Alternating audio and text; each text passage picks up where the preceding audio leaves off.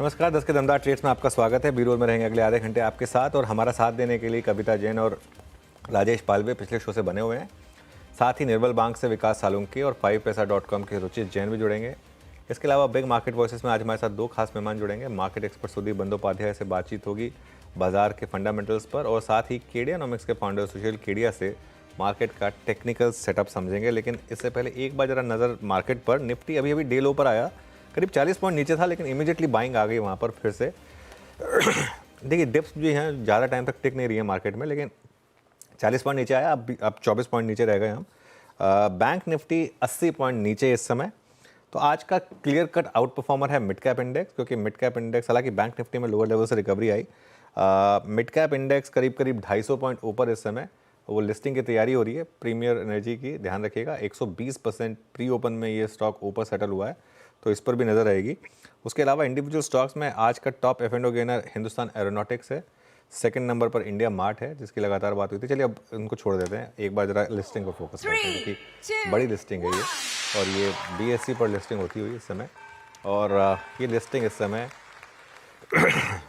111% का premium, almost 950 rupees पर ये स्टॉक ट्रेड होता हुआ, और 930 पर आ गया अब 920, लेकिन फिर भी अच्छी लिस्टिंग मानी जाएगी। डबल हुआ है पैसा आपका। देखिए जिसको अलॉटमेंट मिला, अलॉटमेंट बहुत कम मिला है, लेकिन जिनको मिला उनका पैसा डबल हो गया। अब बड़ा सवाल ये है कि यहाँ से क्या। मेरा ये मानना है वीरू कि यहाँ पर बने रहें आप, अगर तो आपको लिस्टिंग अब में मिला है। तो नहीं मिला है तो ये प्राइस पे भी लेने की हिम्मत करें, और ये प्राइस से लेके अगर 850 तक के लेवल्स आपको दिखें, मुझे नहीं लगता उससे ज़्यादा की डिप मिलेगी आपको, उस पर लेने की कोशिश करें, क्योंकि ये शायद आपको उसके बाद एक अच्छा रिटर्न जनरेट करके देगा, क्योंकि एपेटाइट काफ़ी थी यहाँ पर। तो इस समय ये अच्छी लिस्टिंग। लेकिन वीरू इस समय मार्केट में और क्या इंटरेस्टिंग? बिल्कुल शानदार लिस्टिंग यहाँ पे, क्रम आपने समझा ही दिया। 25,257 आज का क्लियर कट विनर इस वक्त डिफेंस और फार्मा और कुछ हद तक अगर आप देखें तो केमिकल स्टॉक्स हैं। वाइट गुड सेगमेंट पे कुछ स्टॉक्स अच्छा कर रहे हैं, रियल स्टेट भी अच्छा कर रहा है, but clear cut winner it's Nifty pharma. Calls लेना शुरू करते हैं, और इस क्रम में हमारे साथ पिछले कार्यक्रम से राजेश पालविया जी और कविता जी मौजूद हैं, और दो फर्स्ट पर्सपेक्टिव लेके हमारे साथ रुचित जुड़े हैं और विकास सालुंके। आप सभी को नमस्कार, कार्यक्रम में स्वागत है। रुचित, आपके दो ट्रेड्स इस वक्त के? नमस्ते, very good morning to everyone. तो दो स्टॉक्स है खरीदारी साइड। पहला पिक आईटीसी में रहेगा, कि जहां पे हम slow and gradual up move देख रहे हैं। एक बुलिश फ्लैग पैटर्न का ब्रेकआउट ये स्टॉक में नजर आ रहा है, और यहाँ पे हम एक अच्छा मोमेंटम एक्सपेक्ट कर रहे हैं कि कंटिन्यू रहेगा। सो 504 के स्टॉप लॉस से स्टॉक में खरीदारी करें 528 के टारगेट्स के लिए। और दूसरा पिक रहेगा SBI लाइफ इंश्योरेंस, जहां पे एक अप ट्रेंड पिछले कुछ दिनों से ऑलरेडी एक हमने स्टॉक में देखा है, पर यहाँ भी कोई रिवर्सल के साइंस नहीं है। और जैसे irrespective of market move, broader markets में क्या हो रहा है, इरिस्पेक्टिव ऑफ दैट ये स्टॉक में काफी स्ट्रेंथ हम देख रहे हैं, क्योंकि जो छोटे मोटे करेक्शंस इंट्राडे में होते हैं उनमें कोई भी वॉल्यूम बेस्ड सेलिंग ये स्टॉक में नहीं आ रही है। सो SBI लाइफ हमें लग रहा है कि 2000 तक ये मूव कंटिन्यू रह सकता है। तो करंट लेवल से 1840 के स्टॉप लॉस से खरीदारी करें 2000 के टारगेट्स के लिए। ओके, तो ये इस समय रुचित के पिक्स। विकास जी गुड मॉर्निंग। विकास जी आपकी ट्रेड्स? जी देखो, ओवरऑल मार्केट सेटअप थोड़ा सा यहाँ पे साइडवाइज देखने मिलेगा, बस स्टॉक स्पेसिफिक मुझे लगता है बहुत अच्छा यहाँ पे देखने मिलेगा मोमेंटम। पहला रहेगा टीवीएनई टरबाइन। यहाँ पे मुझे स्ट्रॉन्ग लग रहा है, जिस हिसाब से हमने देखा है कि एक अच्छा मूव आने के बाद एक रिट्रेसमेंट इसमें आते हुए देखने मिला था। आज वापस वो 740 के ऊपर कल उसने क्लोजिंग रखने का ट्राई किया था, आज खुलते ही उसके ऊपर एक ब्रेकआउट पॉइंट पे आ चुका है। तो मुझे लगता है अभी 750 के आसपास ये ट्रेड करते हुए देखने मिला, तो त्रिवेणी टरबाइन यहाँ पे बाय करना है। 738 का यहाँ पे स्टॉप लॉस लगाना है। ऊपर में मुझे लगता है कि 780 85 के आसपास के टारगेट यहाँ पे देखने मिलेंगे, तो 780 के टारगेट के लिए त्रिवेणी टरबाइन को यहाँ पे बाय करना है। दूसरा रहेगा विप्रो। विप्रो में जिस हिसाब से लास्ट कुछ दिनों में हमने देखा है कि एक 50 डीएमए के ऊपर जब से ये ट्रेड करना स्टार्ट हुआ है, वहां से एक अप मूव यहाँ पे देखने मिल रहा है, स्लाइडली अपवर्ड साइड देखने मिल सकता है। तो 552 के टारगेट के लिए यहाँ पे विप्रो को बाय करना है, और नीचे में 530 का एक इम्पोर्टेंट सपोर्ट यहाँ पे लास्ट कुछ दिनों में हमने नोट डाउन किया, तो 530 के स्टॉप लॉस से विप्रो को बाय करना है। 552 का पहला टारगेट यहाँ पे विप्रो में आते हुए देखने मिल सकता है।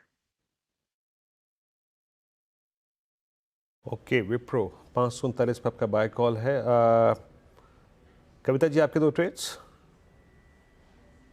या सो मेरा ट्रेड होगा एक एस्कॉर्ट्स पर। एस्कॉर्ट्स एज ऑफ नाउ आप देखें तो यहाँ अच्छे शॉर्ट कवरिंग मूव बनते हुए दिख रहे हैं। 3828 के लेवल पर एज ऑफ नाउ है। For the price target of 3880 3900 के प्राइस टारगेट के लिए आप एस्कॉर्ट्स पर बाय ट्रेड इनिशिएट कर सकते हैं। 3810 का स्टॉप लॉस मेंटेन करना चाहिए। अनदर मुझे लगता है डिक्सन। डिक्सन अभी थोड़ा सा शांत है और एक बहुत अच्छा हमने प्रॉफिट बुकिंग देखा था फ्राइडे के ट्रेडिंग सेशन में। यहाँ से मुझे लगता है रिस्क रिवॉर्ड फेवरेबल होगा। सो 12600 के स्टॉप लॉस के साथ डिक्सन टेक्नोलॉजीज पर आप एक बाय ट्रेड इनिशिएट कर सकते हैं। 13050 13400 तक के लेवल के लिए डिक्सन टेक्नोलॉजी बिल्कुल। ओके, डिक्सन टेक्नोलॉजीज, ये हो गई एक और पिक। आज सुबह से इस पर बात हुई है हमारी। राजेश पालवे जी, आपकी 2 फ्रेश ट्रेड्स इस समय की। तो अनुज जी, थोड़ा बाइंग इंटरेस्ट यहाँ पे आईटी में वापस लौटते हुए दिख रहा है, और हमें लगता है जिस तरीके से आईटी सेक्टर ने परफॉर्म किया है पिछले कुछ हफ्तों में, ऑल टाइम हाई ट्रेजेक्टरी पे ऑलमोस्ट ट्रेड कर रहा है इंडेक्स। तो हमें लगता है एचसीएल टेक पे यहाँ पे कंटिन्यूटी रहेगी। जिस तरीके के ब्रेकआउट यहाँ पे एचसीएल टेक में हुए हैं, और आज भी देखे तो वापस स्टॉक अपने हाई पॉइंट पे ट्रेड करते हुए दिख रहा है। एचसीएल टेक फ्यूचर्स पे बाय करने की सलाह है। अपसाइड के टारगेट 1845 1850 की तरफ आते हुए दिख सकते हैं। स्टॉप लॉस रखना होगा करीब 1798 के आसपास। और दूसरा स्टॉक जो पसंद आ रहा है वो है बाटा इंडिया। हालांकि स्टॉक में एक करेक्शन हमने देखा था, लेकिन पिछले 3 वीक से देखें तो स्टॉक में ग्रेजुअली वापस एक रिकवरी का ट्रेंड आते हुए दिखा है। स्टॉक में अगर हम देखें तो पिछले 5-6 दिन के एक रेंज का ब्रेकआउट भी आज इंट्राडे पॉइंट ऑफ व्यू से होते हुए दिख रहा है। बाटा इंडिया में हमें लगता है कि एक अच्छा पुल बैक का ट्रेड बनते हुए दिख सकता है टुवर्ड्स 1500 15 की तरफ। तो बाटा इंडिया फ्यूचर पे बाय करने की सलाह है। स्टॉप लॉस होगा करीब 1455 के आसपास। ओके चलिए, तो ये इस समय की ट्रेड्स। अब थोड़ा लॉन्ग टर्म की बात कर लेते हैं। हमारे साथ सुदीप बंदोपाध्याय जुड़ गए हैं। Sudeep, good morning. Sudeep, one way rally रही है मार्केट में। इस समय आप कहाँ पर बुलिश हैं और कहाँ पर थोड़े कॉशियस हैं? गुड मॉर्निंग अनुज। हाँ, बिल्कुल सही बात है। वन वे रैली रहा है। ऐसा कंटिन्यूअसली 13 दिन पॉजिटिव मूव मार्केट का बहुत पहले भी नहीं देखने को मिला है। याद तो ऐसे नहीं आ रहा है कब ऐसा था। दो बात मैं कहूंगा before I come to the sectors. एक तो लिक्विडिटी जबरदस्त है मार्केट में। डोमेस्टिक लिक्विडिटी करीब 50,000 करोड़, 20-22 हजार म्यूचुअल फंड, बाकी HNIs और अदर सोर्सेज से मार्केट में आ रहा है 50,000 करोड़ प्लस मार्केट में। दूसरा, FIIs ने भी पैसा लगाना शुरू किया है, तो मार्केट के लिए बहुत अच्छा है। तीसरी बात यह है कि ग्लोबल मार्केट्स से भी जो संकेत आ रहे हैं, यूएस मार्केट भी ऑल टाइम हाइस टच कर रहे हैं, तो वहां पे भी पॉजिटिव संकेत मिल रहे हैं। इस माहौल में हमारा सलाह तो यही होगा कि आप एज एन इन्वेस्टर आपको स्टॉक पिक करना चाहिए सेक्टर के बजाय। और यहाँ पे बहुत सारे ऐसे सेक्टर्स हैं जहां पे अभी भी हम लोगों को लगता है कि अच्छे अपॉर्चुनिटीज है। पावर एक ऐसा सेक्टर है जहां पे हम लोग एक multi year bull run expect कर रहे हैं। तो पावर सेक्टर के दिग्गज कंपनीज में, फाइनेंशियल्स और पावर एंसिलरी कंपनीज में ध्यान दिया जा सकता है। इसके अलावा जो दिग्गज आईटी कंपनीज है जहां पे दबाव था, क्योंकि यूएस में रिसेशन का एक्सपेक्टेशन था, वहां पे अभी मोमेंटम वापस आ रहा है, तो दिग्गज आईटी कंपनीज में ध्यान दिया जा सकता है। कुछ एफएमसीजी कंपनीज हैं जहां पे रूरल प्रेजेंस सिग्निफिकेंट है, तो rural recovery second half of the financial year expect कर रहे हैं। मॉनसून ठीक ठाक है, फेस्टिव सीजन आ रहा है, तो यहाँ पे भी थोड़ा ध्यान जरूर दिया जा सकता है। इसके अलावा कंस्ट्रक्शन इंफ्रास्ट्रक्चर रिलेटेड थीम से जो जुड़े हुए कंपनीज हैं, वहां पे स्टॉक पिकिंग का अपॉर्चुनिटी अभी भी है, ये हम लोग मानते हैं।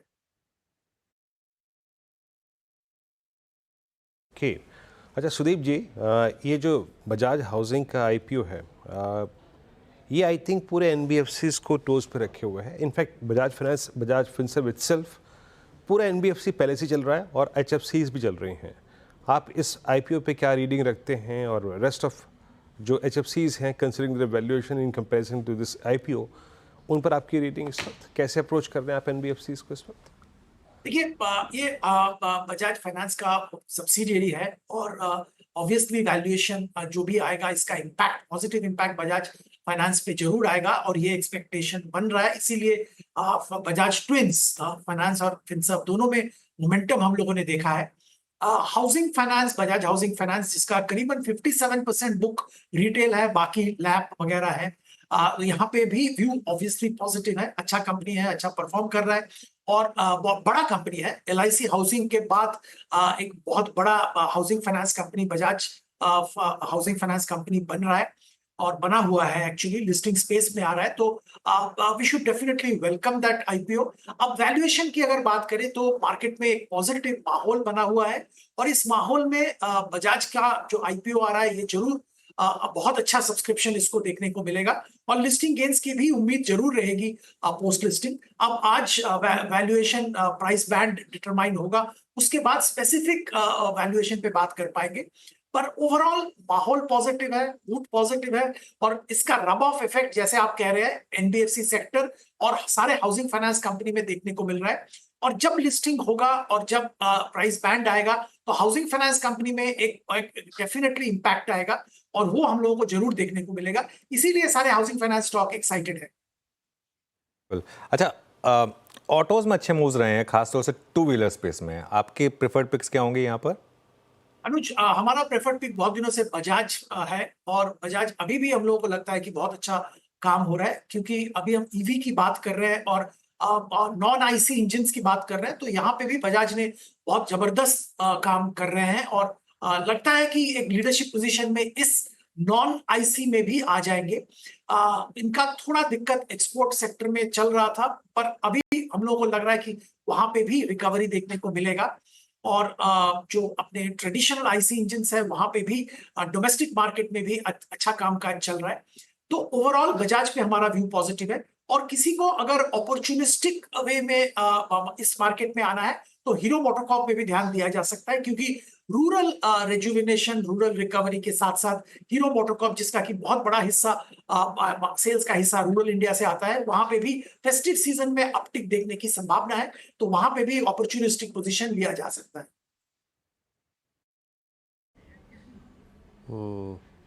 अच्छा, ये सुदीप जी, सबसे बड़ा जो स्टार परफॉर्मर रहा जिसका बुल रन अभी भी कंटिन्यू है, दैट्स डिक्सन।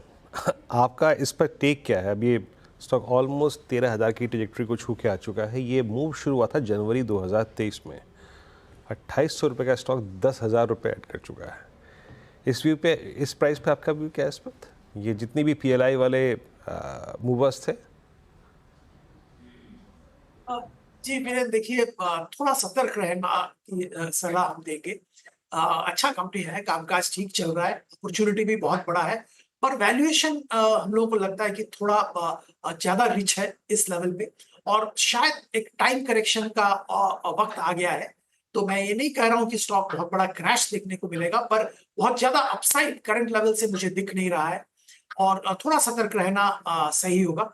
जो निवेशित है वो निवेशित रह सकते हैं और काउंटर पे वॉच रख सकते हैं, पर फ्रेश पोजीशन लेना शायद ठीक नहीं होगा। ओके सुधीर, बहुत बहुत शुक्रिया आज हमारे साथ जुड़ने के लिए।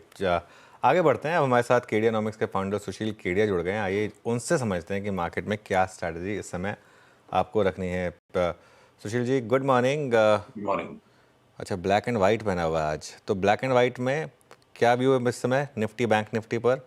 No ifs and buts, buy या sell? Anuj, if and but तो कभी यूज किया ही नहीं।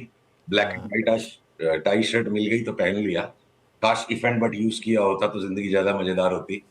तो देखिए अनुज, निफ्टी बैंक निफ्टी से पहले एक बहुत जरूरी बात है, ग्लोबल मार्केट्स के कंटेक्स्ट को ध्यान में बहुत ज्यादा रखना जरूरी है।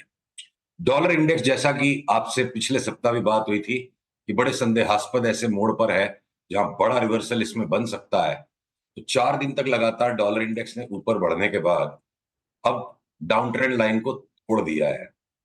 तो ऐसी परिस्थिति में ग्लोबल मार्केट्स में सावधान रह के चलने की जरूरत है। एक नंबर बात, अगर पीसीआर इस चार्ट को दिखा पा रहे हैं मेरे स्क्रीन से, तो ये देखिए डॉलर इंडेक्स ने रिवर्सल करने के बाद डाउन ट्रेंड लाइन को भी तोड़ दिया, कॉन्फर्मेशन सिग्नल आ गया। तो अगर ग्लोबल मनी की कीमत बढ़ जाएगी तो ज्यादातर समय एसेट्स को करेक्शन करने का मौका बनता है। और इसके साथ साथ जो सबसे खतरनाक बात हो गई है, पावेल साहब ने सबको उत्तेजित कर दिया कि रेट्स तो घटेंगे जी। वो ऐसा अक्सर कर बैठते हैं, वो बोल जाते हैं कुछ और बाजार करने की तैयारी कर देता है कुछ। तो इस पे भी हमने चेतावनी दी थी पवन साहब के इतिहास को देखते हुए, साथ में इस चार्ट को देखते हुए। यूएस 10 ईयर बॉन्ड यील्ड ने भी रिवर्सल दे दिया। Cost of money will go up, value of global money will go up. पैसे को इस्तेमाल करने के लिए ब्याज ज्यादा देना पड़ेगा और पैसे की भी कीमत बढ़ जाएगी। तो भाई साहब, संसार को कोई मोटा च्यवनप्राश खाना पड़ेगा अच्छे खासे इक्विटीज एंड बाकी एसेट्स के करेक्शन से बचने के लिए। और S&P 500 और नैस्डैक की भी चार्ट्स समय रहता तो मैं दिखा देता। नैस्डैक ने एक माइनर रिबाउंड किया है, बड़ा छदमी स्ट्रक्चर है। तो हमने जो लगातार 10, 12, 15 दिन से अपने क्लाइंट्स के साथ और टीवी चैनल्स पे मोटी सावधानी बरतने की जो सलाह दी है, हम उसी पे हैं। जो स्टॉक्स में एक्सट्रीम आउट परफॉर्मेंस या कोई बड़ा रिवर्सल पैटर्न बन गया सब्सटेंशियल करेक्शन के बाद, हम पैसे उस तरफ डालते जा रहे हैं। और जहां जहां उत्तेजना है, उत्तेजक खबरें आ रही है, ले लो का माहौल बन रहा है, वहां से हम पैसे उठाते जा रहे हैं। तो कहाँ पर इस समय पैसे डाले जाएं और कहाँ से पैसे उठाए जाएं फिर सुशील जी? अच्छा, मैं आपके ब्लैक एंड व्हाइट क्वेश्चन का आंसर देना भूल गया, मुझे माफ करेंगे। कृपया पीसीआर एक बार और निफ्टी की और बैंक निफ्टी की चार्ट दिखाने का अवसर दें। देखिए, बैंक निफ्टी पे हमारी स्पष्ट सलाह हमारे निवेशकों को हमने पिछले सप्ताह मंगल बुधवार को दे दी थी, शुक्रवार को रीएम्फसाइज किया। ये जो बैंक निफ्टी का जो पहला करेक्शन आया था, ये एक लेग करेक्शन का था। और उसके बाद ये जो रीबाउंड बना है, इसमें कि बैंक निफ्टी काफी नीचे है अपने ऑल टाइम हाई से, जहां की निफ्टी ऑल टाइम हाई पे है। ये डिसोनेंस ऑफ इंडिसेस जो है, नॉन कन्फर्मेशन ऑफ इंडिसेस, ये अच्छा साइन नहीं है। और अगर ये लोअर रेड लाइन टूट जाती है, जो कि 51,500 है, तो हमने अपने सारे क्लाइंट्स पे सलाह दी है 51,500 को स्टॉप लॉस बना के शॉर्ट सेल कीजिए। हो सकता है 4,000 पॉइंट का फास्ट करेक्शन बन जाए। साथ में ग्लोबल मार्केट की भी अगर खुली शुरू हो जाएगी तो बैंक निफ्टी कमजोर है बड़ी। निफ्टी भले ही ताकत दिखा रही है, इस ताकत के भी पीछे देखिए छद्म में न्यू हाई भले ही आ गया हो, तकरीबन ढांचा इस रैली का बैंक निफ्टी जैसा ही है। न्यू हाई आ भी गया तो क्या ये सिर्फ एक रैली है? तो अगर 25,200 के नीचे निफ्टी के फ्यूचर्स चले जाते हैं, तो हम तैयार हैं कि 23,500 तक की भी चाल आए तो उसे हमें पकड़ना है। मैं फोरकास्ट नहीं करूंगा 23,500 को, क्योंकि चलेगी बाजार की मर्जी की और हमको अपने माइंड में स्पेस बनानी है। 23,500 भी हो सकता है, तो घटना शुरू होते फट से 300-400 पॉइंट नीचे काटने की घाई नहीं करेंगे। ओके, चलिए तो अब कुछ स्टॉक्स की बात हो जाए सुशील। तो शुगर में ओपन जैसे चेक आपके लिए। हाँ, शुगर में जैसे अपनी 2 बार बात हो गई थी, और last week global commodity sugar futures में बड़ा रिवर्सल और ब्रेकआउट कंफर्म हो गया। तो जो हमने अंदेशा एक लगाया था कि करीब साल भर में ग्लोबल शुगर के प्राइसेस, नॉट इंडियन शुगर के प्राइसेस, तकरीबन डबल हो जाएंगे, $35-38 तक चले जाएंगे, वो चाल शुरू हो चुकी है।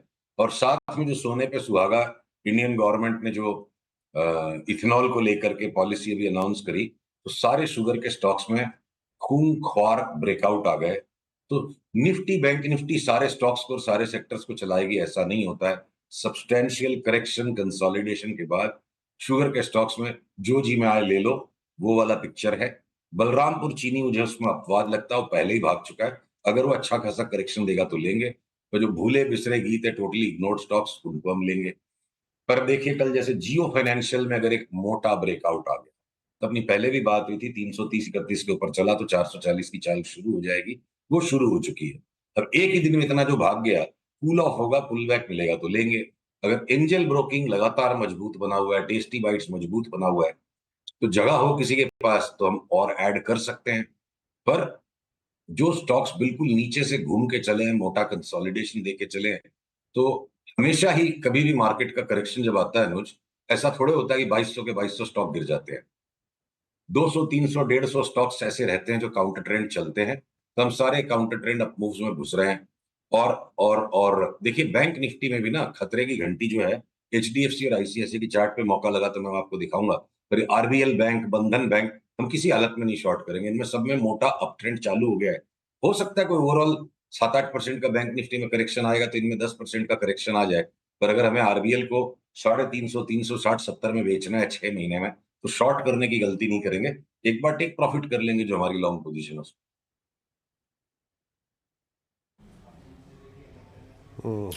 सुशील जी, फार्मा में आप क्या कर रहे हैं? कुछ काउंटर्स जो बहुत चल चुके हैं जहां पे आप ऑफलोडिंग कर रहे हैं, कहीं कुछ एग्जिट, कुछ शॉर्ट के विकल्प, फार्मा में आपका टेक? थोड़ा सा ना ये हमें जिसे कहते हैं ना असमंजस सा बना रखा है फार्मा के स्टॉक्स में। देखिए, छोटे वाले फार्मा स्टॉक्स जो हैं, कहीं पर भी हमें उसमें टेक प्रॉफिट करने की इच्छा नहीं है, क्योंकि वो छोटे वाले फार्मा स्टॉक्स में आप उस तरह की लिक्विड ट्रेडिंग करने की गलती अगर हम करें, उस तरह के जो पैटर्न्स है, तो फिर वो वापस री एंट्री नहीं मिलती है। देखिए, मैं आपके फार्मा के क्वेश्चन का डायरेक्ट आंसर दूं उसके पहले, भारत के शेयर बाजार में एक अनहोनी घटना हो रही है। हम सब ने देखा है कि कहीं भी चीनी का शक्कर का एक दाना जमीन पे पड़ा रह जाता है, थोड़ी देर बाद आके देखो गायब।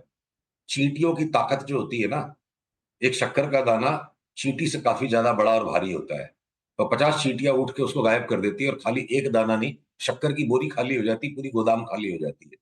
ये जो रिटेल को जो अब शेयर बाजार का स्वाद लग गया है, कोई कारण से 7-8% की निफ्टी की डिप आ गई, अगर आ भी गई, तो मुझे लगता है अगर ये 23,500 हो जाएगा तो अगला पड़ाव 27,000, 28,000 कुछ भी है। ये बाजार एक मैसिव रन में है और इस मैसिव रन के अंदर सारे फैक्टर साथ में जुड़े हुए हैं। तो ऐसे परिवेश में स्मॉल फार्मा स्टॉक्स हम ट्रेडिंग नहीं करना चाहते हैं। 7-8% की गुंजाइश रख के चलेंगे तो उनमें और 30-40% कमाएंगे। फिर डॉक्टर रेड्डीज और सन फार्मा में एक विरोधाभास बन रहा है कि ये दोनों के दोनों हो सकता है बड़ा साइक्लिकल टॉप बना रहे, तो उनकी अपनी चाहे कोई रेगुलेटरी इश्यूज। देखो, अगर ये चार्ट मैं आपको दिखा पाऊं, सन फार्मा के जो चार्ट पे जो अति मची हुई है, जिस दिन इस ट्रेंड लाइन के नीचे गया, ये लिक्विड है, लार्ज कैप है, इसमें गुंजाइश बहुत है करेक्शन की, तो हम इसको बेचने की कोशिश करेंगे अगर ये ट्रेंड लाइन टूटी तो।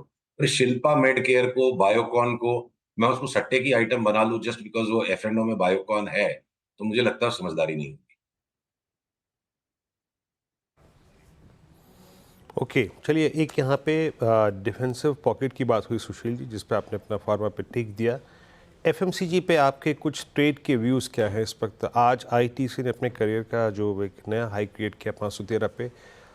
एफएमसीजी में आपको मूव्स कहाँ कहाँ पर नजर आ रहे हैं, शॉर्ट या फिर लॉन्ग साइड में? देखिए, शॉर्ट करना तो मतलब जो बंदूक की गोली चल रही है उसके सामने सीना खड़ा करना तो कोई समझदारी है। जब कोई रिवर्सल बन जाए, जो लैगार्ड सेक्टर आज मार्केट को संभाले हुए है, क्या शॉर्ट वॉट हम नहीं ढूंढेंगे, पहले हम एग्जिट्स लेंगे। तो आईटीसी पूरे के पूरे एफएमसीजी लार्ज स्टॉक्स में एक थोड़ा अपवाद सा बना हुआ है। इसमेमें देखिए, अगर ये चार्ट स्क्रीन पे आ रही हो, अगर ये येलो लाइन टूटती है तो सिर्फ एक आईटीसी के अंदर में कोई शॉर्ट सेलिंग करके 515 वाला 465 में काट लेगा, तो बहुत बड़ी बहादुरी नहीं होगी। It's a normal trading. वो आप इंडेक्स के जितना, अगर इसमें भी डिप आ जाता है, उसके बाद देखेंगे कि आईटीसी क्या पता 400 की चाल बनाएगा कि नहीं, वो एक बार में नहीं बनाएगा। पर अभी लीवर में हमारा एग्जिट बाकी है। अभी हमारे कई ऐसे एफएमसीजी स्टॉक्स जिनको हम पकड़ के बैठे हुए, जब सिग्नल आएगा हम बेचेंगे। आपके साथ कई बार जिस जुबिलेंट फूड वर्क्स में बात हुई, जो हमने टारगेट्स आपस में डिस्कस करके कई बार सेट किए पिछले 1 साल में, 6 महीने में, वो मोर देन इनफ पूरे हो गए। वहां हम टेक प्रॉफिट करेंगे। शॉर्ट सेलिंग विलिंग करने के लिए पहले मुझे एक लोअर टॉप चाहिए। मुझे बहादुरी नहीं करनी है, मेरे को डरपोक आदमी की तरह थोड़े थोड़े पैसे बाजार से उठा दें। 2-3 एफ&ओ के स्टॉक्स जिन्होंने मोटा पैसा बना कर दिया है, और अगर आपने उनको रोल ओवर किया तो बना के दिया है, भारती एयरटेल, इंडिगो, लुपिन, इनमें कोई चार्ट इस लेवल पर भी आपको ठीक ठाक लग रहा है क्या? इंडिगो देखिए अनुज, मेरे लिए एक ये ट्रेडिंग स्टॉक है चार्ट के स्ट्रक्चर्स की वजह से। मतलब मैं इसमें वो मल्टी बैगर वाली स्टोरी चार्ट में मुझे नहीं दिख पा रही, तो वहां पे थोड़ा मेरा आपसे मतभेद है। पर ये मतभेद ही बाजार को बनाता है। अगर इंडिगो की चार्ट स्क्रीन पर है, तो जो कल का हाई था 4,982, अपनी इस जोन में नीचे 4200 में बात हुई थी, 4,950, 5,000, सिर्फ महज वो टारगेट पूरा नहीं हुआ। अब यहाँ पे सेल सिग्नल का इंतजार है और मैं इसमें ट्रेडिंग बेट लेते हुए वापस 4200 तक की चाल को खेलूंगा। तो ये अगले 15 दिन के लिए 4200 की बात अलग है, और आपका जो long term bull market call है वो अपनी जगह पे भी ठीक हो सकता है और मेरा ट्रेडिंग कॉल भी राइट हो सकता है। पर एक बार ये स्ट्रक्चर जो है, एक तरफा तेजी का नहीं लगता। आपकी वो बड़ी तेजी भी बनेगी, पर अगर हमें वापस 4,000 में मिलेगा तो हम बड़ी तेजी के लिए लेंगे। यहाँ चढ़ के अब लेना नहीं है। जो तेजी थी उसको काट दी, और जिस दिन ये बंद आ जाएगा आज के लो के नीचे, हम इसको शॉर्ट कर देंगे। एक और स्पेस जहां पर आपने थोड़े कॉन्ट्रा लॉन्ग्स लिए थे, केमिकल्स, यहाँ पर कोई स्टॉक्स हैं क्या अभी इस लेवल पर बाय करने के लिए? नहीं अनुज, डिप्स की ही कहानी है ये सब। देखिए उत्तेजना जो है वो किसी भी निवेशक या ट्रेडर के लिए सबसे घातक चीज है। तो अगर वो चल रहा है, पुल बैक मिलेगा तब हम उसमें लेंगे। मतलब यहाँ चढ़ के छाप के कोई चीज को लेने का मतलब इस वक्त नहीं लग रहा है। कहीं पे भी ऐसी चार्ट्स केमिकल्स की नहीं है कि एकदम से चढ़ के ले लो। कोई चढ़े हुए में और चढ़ जाता है तो हमें अपनी उत्तेजना को रोकना है, नीचे मिलेगा तो लेंगे। अपनी एवरेज को खराब नहीं करना। निवेशक है हम केमिकल्स में, हम ट्रेडर्स नहीं है केमिकल्स में।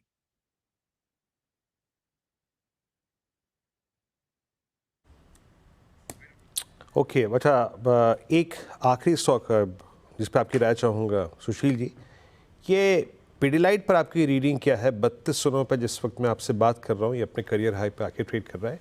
एशियन पेंट्स या फिर पिडिलाइट, ये जो टेम्प्रेरी फेज़ आया है क्रूड में, ये जो सॉफ्टनेस का, उसका पूरा आई थिंक इन्होंने लुफ्त उठाया पिछले 3-4 दिन में। कोई सीरियस आपको यहाँ पर ट्रेडिंग स्विंग नज़र आ रहा है क्या, जिसको आप कैप्चर करना चाहें?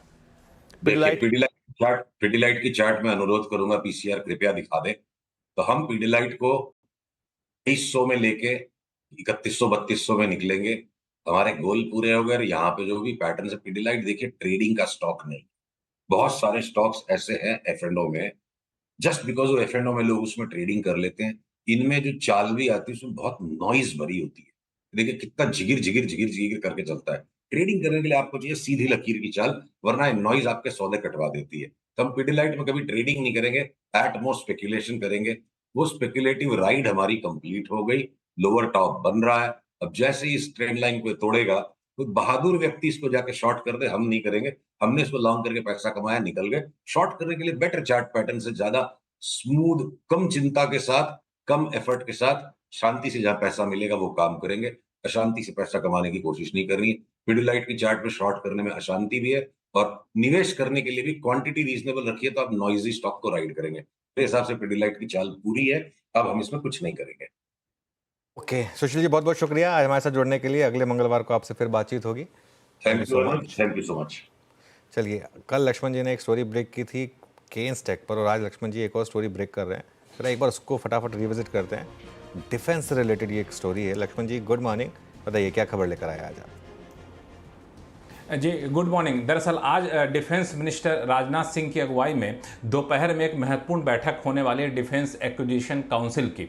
इसमें करीब 1.3 लाख करोड़ रुपए के रक्षा सौदे को मंजूरी मिलने की संभावना है। इसमें 3 प्रस्ताव काफ़ी महत्वपूर्ण है। सबसे महत्वपूर्ण प्रस्ताव है नेवी के लिए। नेवी के लिए 7 नए वॉरशिप बनाने का प्रस्ताव है, और एक वॉरशिप बनाने में करीब 10,000 करोड़ रुपए का खर्च होता है। तो ये करीब 70,000 करोड़ रुपए का प्रोजेक्ट है। 7 नए वॉरशिप बनाए जाएंगे नेवी के लिए। तो यहाँ पे बता दूं कि अब सवाल उठता है कि बनाएगा कौन। तो इसमें पहले से ही MDL मझगांव डॉकयार्ड लिमिटेड और GRSC garden rich ship builders and engineers, ये दोनों कंपनियां ऐसे वॉरशिप बना रही हैं। MDL 4 बना रही है अभी, और GRSC के पास 3 ऑर्डर पहले से हैं।